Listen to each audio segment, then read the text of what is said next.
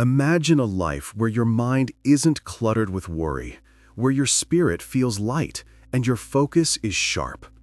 Now, look at reality. For many of us, the first thing we do is invite the chaos of the world into our minds before we even invite the presence of God. We are drowning in information, yet starving for wisdom. Today, we're going to discuss why turning off the news might be the most spiritual decision you make this year. If you're excited to reclaim your peace, go ahead and tap the like button. It helps us reach more people seeking sanctuary in a noisy world. Let's start with reason number 1, the illusion of relevance. We often believe we need to stay informed to be good citizens. But ask yourself, out of the thousands of headlines you consumed in the last year, how many truly helped you make a better decision for your life, your family, or your community? Probably very few. The news is designed to be new, not necessarily relevant. As believers, we're called to seek wisdom, which is timeless, not just information, which is temporary. Think of it like walking across a bridge. If you knew the structural integrity of the bridge was compromised, that is relevant. That saves your life. But the news rarely tells you about the bridge you are walking on.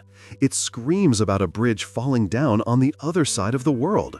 It distracts you from your immediate stewardship. By focusing on global noise, we often miss the local needs right in front of us, the very places God has positioned us to serve. Reason number 2, it is toxic to your spirit. The news industry operates on a business model that monetizes your fear. They know that frightening stories trigger the limbic system, our primal fight or flight response. It releases cortisol. It keeps you on edge. This chronic state of stress is the opposite of the peace that surpasses all understanding that Scripture promises us. You cannot fill your mind with the world's panic and expect your heart to be filled with God's peace. We must guard our hearts, for everything we do flows from it. Reason number 3, it fragments your attention. Have you noticed how hard it is to read long passages of Scripture or pray deeply without your mind wandering? The news trains our brains for shallow processing. We skim, we react, we move on. It weakens our ability to meditate on God's Word. Deep spiritual growth requires deep thinking. It requires silence. The news is the enemy of silence. If you feed your body junk food, you get sick. If you feed your mind junk information, your spiritual attention span suffers. Reason number 4, it distorts reality. The news focuses on the holes in the fabric of society, not the fabric itself. It highlights sin, crime, and disaster because that sells. But it blinds us to the common grace and goodness that God sustains in the world every day. When we overconsume news, we become cynical. We stop seeing people as image bearers of God and start seeing them as threats or statistics. Reason number 5, the passivity trap. We watch tragedy and feel empathy, which is good, but we do nothing, which is dangerous. It tricks our brain into thinking we have participated in the suffering of others just by knowing about it, but we haven't helped anyone. Biblical compassion is active. It's the Good Samaritan stopping to help, not just walking by and commenting on how bad the road is. Less news time means more time to actually be the hands and feet of Jesus in your real community. Reason number 6, it kills creativity. We are created in the image of a creator. We are meant to bring forth good things.